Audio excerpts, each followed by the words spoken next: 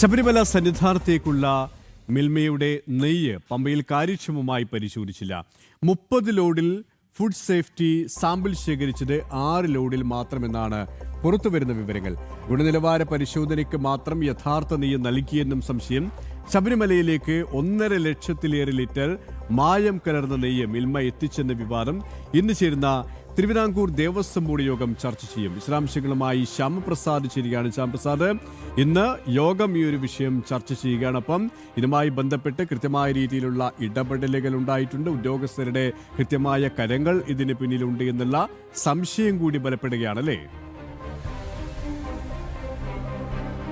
രാത്രിയോടുകൂടി തന്നെയാണ് ദേവസ്വം വകുപ്പ് സെക്രട്ടറി ഇത്തരത്തിലൊരു റിപ്പോർട്ട് വകുപ്പ് മന്ത്രി കൂടിയായ കെ മുരളീധരന് നൽകിയത്. 1.5 ലക്ഷത്തിൽ വരുന്ന 30 ബാച്ചുകളായിട്ടുള്ള നെയ്യിലാണ് വ്യാജമായ ക്രമക്കേടുകൾ നടന്നിരിക്കുന്നതെന്നുള്ള റിപ്പോർട്ടുകളാണ് പ്രധാനമായും പറഞ്ഞിരിക്കുന്നത്. ഒപ്പം തന്നെ ഗുണനിലവാരം ഇല്ലാത്ത നെയ്യാണ് പമ്പയിൽ നിന്ന് സന്നിധാനത്തേക്ക് കടത്തിവിട്ടത്. ഇത്തരത്തിൽ യാതൊരു പരിശോധനകളൊന്നും തന്നെ ഇവിടെ നടത്തിയില്ല. ഫുഡ് സേഫ്റ്റിയുടെ പരിശോധന നിലവിൽ ഇവിടെ കർശനമായി നിലനിൽക്കുന്ന ചട്ടങ്ങളെല്ലാം തന്നെ മറികടന്നുകൊണ്ട് തന്നെയാണ് പമ്പയിൽ നിന്ന് സന്നിധാനത്തേക്ക് നെയ്യ് കടത്തിവിടുന്ന സാഹചര്യം ഉണ്ടായെന്ന് കൂടി ദേവസ്വം വകുപ്പ് സെക്രട്ടറിയുടെ റിപ്പോർട്ടിൽ ചൂണ്ടിക്കാണിക്കുകയും ചെയ്യുന്നു.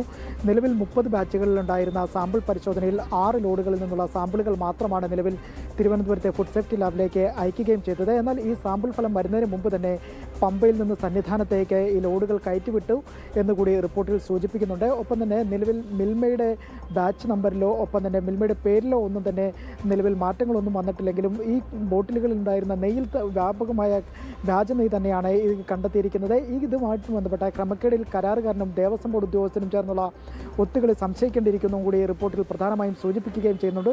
എന്തായാലും ഇന്ന് രാവിലെ 11 മണിയോടുകൂടി തന്നെ ദേവസ്വം ബോർഡ് ആസ്ഥാനത്ത് ചേർന്ന ബോർഡ് യോഗത്തിൽ ഈ വ്യാജ നെയ്യ് ക്രമക്കേടുമായി ബന്ധപ്പെട്ട വിഷയം ചർച്ചയ്ക്കെടുക്കുകയും ചെയ്യും. കഴിഞ്ഞ ദിവസം തന്നെ മിൽമയിൽ നിന്ന് ഇത്തരത്തിൽ നെയ്യ് സ്വീകരിക്കേണ്ടതില്ല എന്നുകൂടി തിരുവിതാംകൂർ ദേവസ്വം ബോർഡ് തീരുമാനിച്ചിരുന്നു. അതിൻ്റെ എല്ലാം തന്നെ പ്രതികരണങ്ങൾ രാവിലെ 11 മണിയോടുകൂടി തന്നെ ബോർഡ് ആസ്ഥാനത്ത് ചേർന്ന ഈ യോഗത്തിൽ പ്രധാനമായും ചർച്ച ചെയ്യുകയും ചെയ്യും. എന്തായാലും അല്പസമയത്തിനകം തന്നെ board president K Jayakumar board ആസ്ഥാനത്തേക്ക് എത്തിച്ചേരുകയും ചെയ്യും. അത് മാധ്യമങ്ങളെ കാണുന്ന അടക്കമുള്ള കാര്യങ്ങളൊക്കെ പിന്നീടായിരിക്കും ഇത് കടക്കുകയും ചെയ്യുക.